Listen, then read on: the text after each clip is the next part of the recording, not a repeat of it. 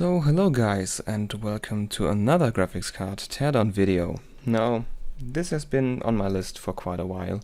This is the ASUS Strix GTX 980 Ti. This is actually the first card of all those different cards that I got off eBay to arrive on my doorstep, but since I have it, I have done pretty much nothing interesting with it, because I've been occupied with the GTX 580 and also the 780 Ti as of late. But now I'm also going to give it the standard Zoras Tech treatment, meaning that we are going to start with a teardown video. So what I'm going to do now, I'm going to take the card apart. I'm going to make an overview of the PCB, list some of the components, say what I think of it, and then I go into some things like I ran the card already, but I didn't really do anything really super interesting with it. So I'm going to talk a bit about how the card overclocks and then some final thoughts. So we're going to start with the thing that most people will come to this video. We're going to start with the actual teardown. So this card is pretty massive and pretty complex build, but actually it's really easy to take apart. You have 4 screws around the GPU like always, and then you only have 2 more on the VRM heatsink. On this card the VRM heatsink is also integrated into the main heatsink, so there's no dedicated VRM heatsink, meaning you don't have to take this much apart if you want to prepare your card for water cooling. You don't have to unscrew like 3 different heat sinks, but it does make the card a little bit less attractive for how I'm cooling the GTX 580 with my water block. So now I've taken all the screws out and you can already take the cooler off. Now you have 2 cables on the card. One is for the fans, the other one is for a little LED in the cooler, because of course this is a 900 series card, and with the 900 series the trend of making your cards go bling bling kind of took off. So you have this little Strix logo that lights up,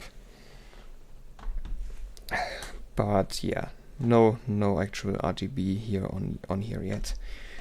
So now we have already the PCB. The backplate is still on, and we also still have this support bracket that is, from what I can tell, it prevents GPU sag because it makes the card more rigid. It can withstand more force. But most people will only want to switch their thermal paste or want to prepare the card for water cooling. For water cooling you probably have to take this off too. But for changing the thermal paste, you could now clean off the thermal paste from your core, clean off the thermal paste from your cooler, put new thermal paste on, spread it a bit, put the cooler back on, and you're finished.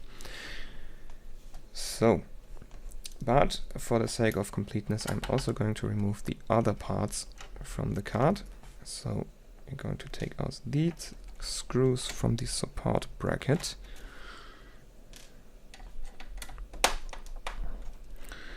And then there should be 2 more in the, back here. You have 2 more screws in the I/O, and my screwdriver is too small.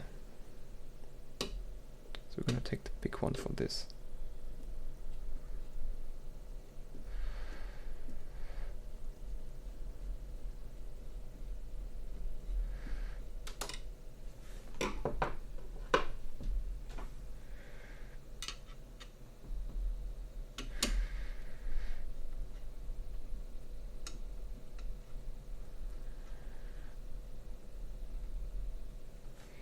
So now the bracket should come off. Yep. So here we have it. Just a simple, probably aluminum bracket. Take that off. Now we have an even better view of the PCB, and now we can remove the backplate. Now the backplate is also screwed in pretty easily. You just have a couple of screws you have to take out from the front side of the card.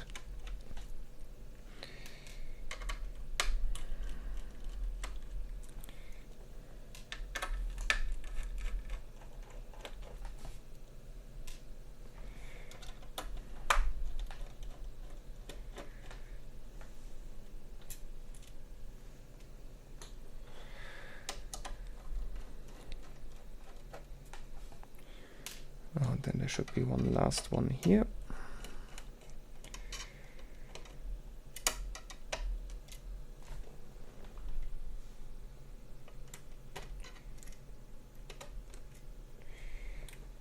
Can't quite get the screw out of the... Ah, there it is. So, backplate should be off by now. Yes, it is.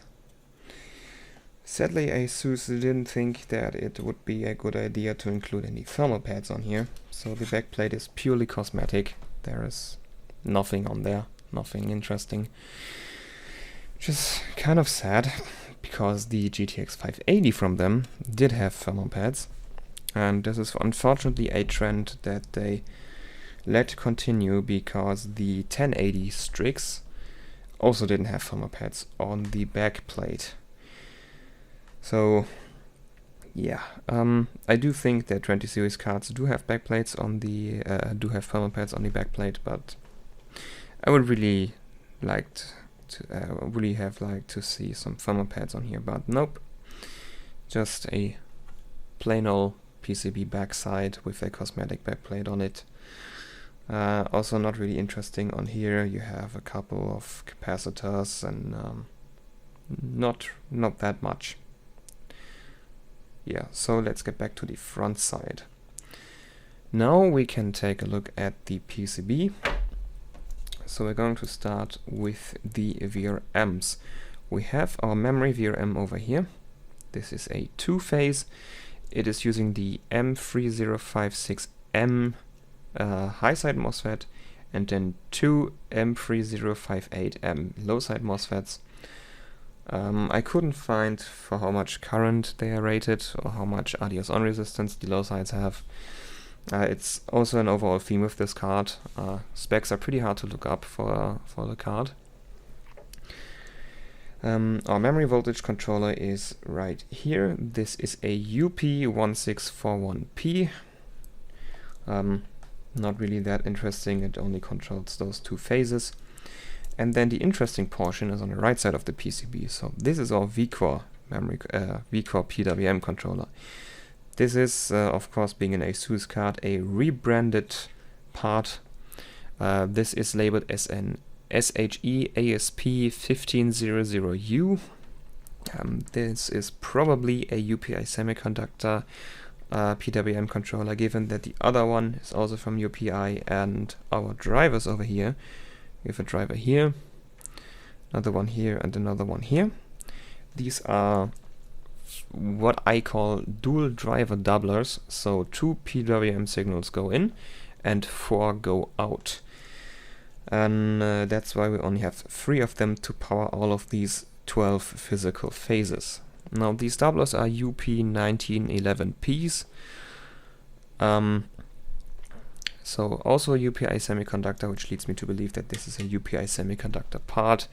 You could probably just put the card in your system, go into hardware info 64, and it should list which PWM controller it is. At least it did with the GTX 580, which also had one of the SHE rebranded controllers. So yeah, now we can get to our vCore VRM. Now this looks like a 12 phase, but it isn't, because, well, we have a doublers.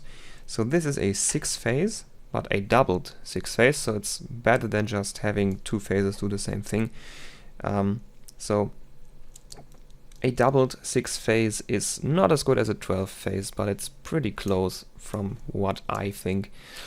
So it is a pretty powerful VRM. Our MOSFETs right here, so our more like power stages, they have the high and low side integrated into one. These are MP68905s. I did find a datasheet that stated they are rated for 50 amps, but it didn't say on which voltage, or I couldn't find it. And I also couldn't find a RDS on resistance for the low side. So yeah, when it comes to MOSFETs, semiconductors as a whole, my knowledge is not that extensive. So yeah, my information on that is pretty limited. So now let's get to the center portion of the PCB. We have our core here. This is a GM200 310A1, so it is the normal GTX 980 Ti core. And then we have our VRAM modules around here. This is 6 GB of, in this case, SK Hynix GDDR5. The exact model is H5GQ4H24MFR. So you could probably zoom in for the camera. It's pretty readable if the camera decides to focus, that is. Doesn't really want to. That's it. So yeah, you can see the model for yourself. Can you also read the... yeah, you should be able to read the... should read what these power stages are. So if you have more knowledge than I, you could maybe find a datasheet for them and find all the missing parameters. So yeah, that's pretty much it for the PCB. So there's not really much to talk about for this card because, well, I didn't really do much with it. It was sitting on my shelf and I looked at it from time to time and thought, damn, I gotta do something with this card. But I'm so occupied with the other ones, which are older and slower and shittier than this is. So apart from the 2080 Ti, this is the most powerful card that I own. It's not the most powerful that I had on this channel. That award goes to the GTX 1070 that my friend now has. But this is pretty close.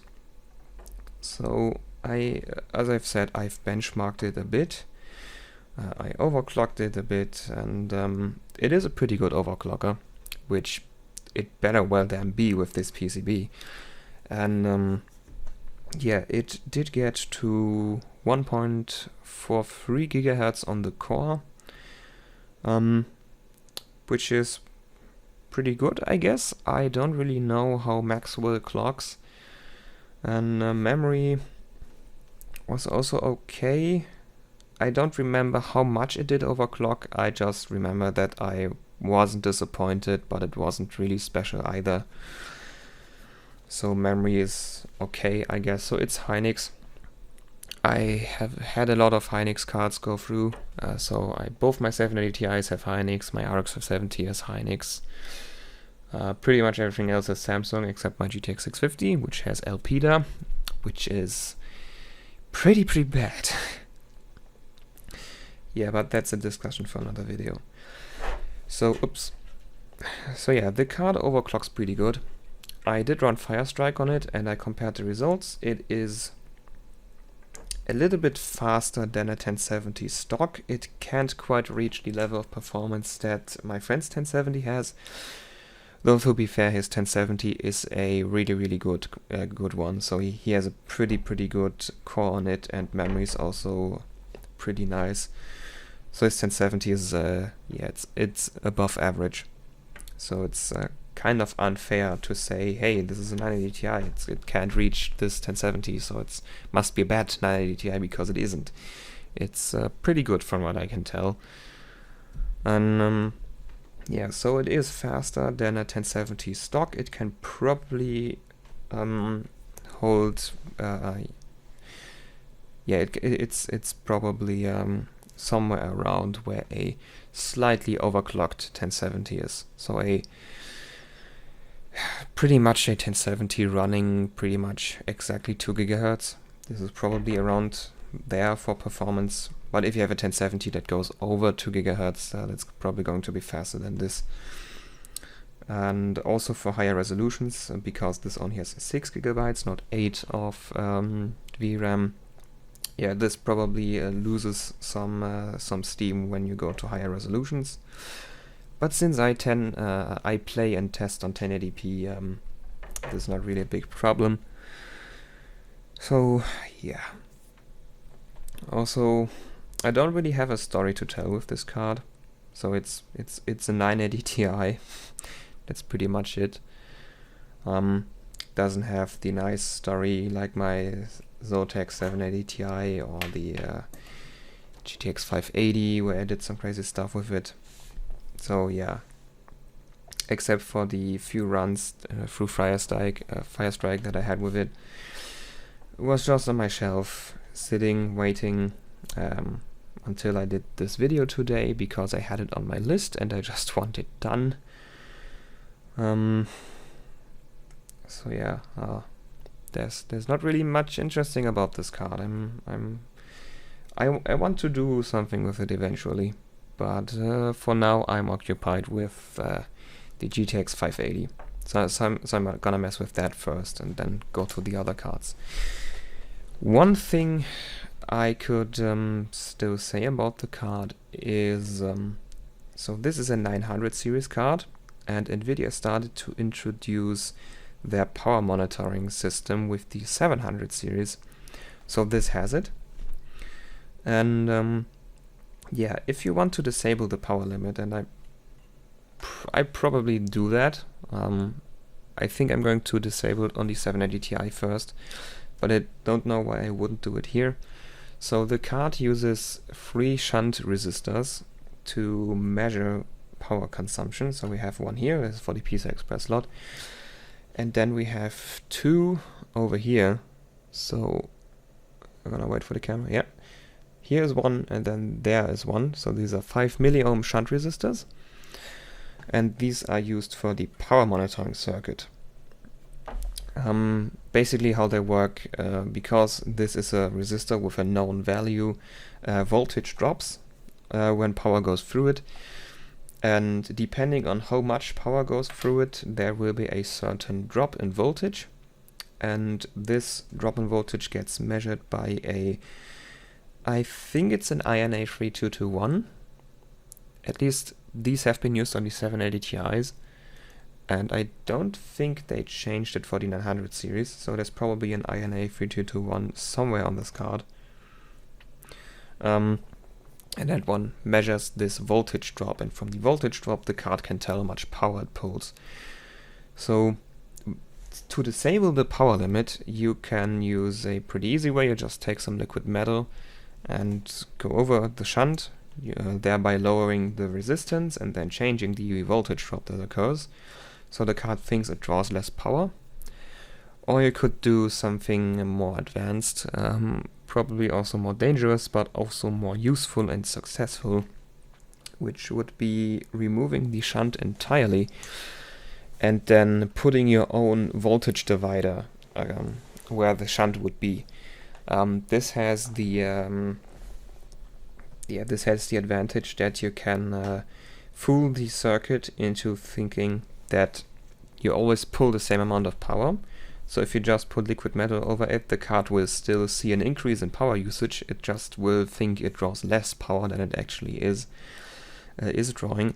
And if you do the more advanced method, you will always see the same power reading when you are idle or in the benchmark. So the card will always have the same power consumption. So the advantage here is, with the first method you could theoretically still hit a power limit, where with the second you can't. So this is probably something that I will look into, but I think I'm going to try it with the 780 Ti first, because this card, this card was not intended to be messed with, at least not as much as the 580 and the 780 Ti. I bought this card to just put into my server system, so my secondary system. So when a friend comes over, or I take the system somewhere, because my main system is not really that portable, I can use it to play on it. And I wanted a graphics card that can do something for that, so I got this card. And yeah, that's pretty much it. I don't really have anything more to say about the card. And yeah, so thank you for watching the video if you've made it this far. This has been a little bit more rambly, less organized than usual, so I'm sorry for that. I really don't have much to say about this card, so I'm struggling to find things to say. So anyways, thanks for watching. Happy holidays, since this is the season where I'm making this video. If you're watching it later, yeah, never mind. Still happy Christmas, happy holidays, whatever you want to believe in. So I hope you enjoyed this video, and we're gonna see each other next. I have something planned for the GTX 580. So when New Year's Eve rolls around, I'm probably going to do a sub-ambient session with the 580. Nothing confirmed yet, but I'm planning on it, so stay tuned for that. Other than that, hope you enjoyed this video. Goodbye till the next one.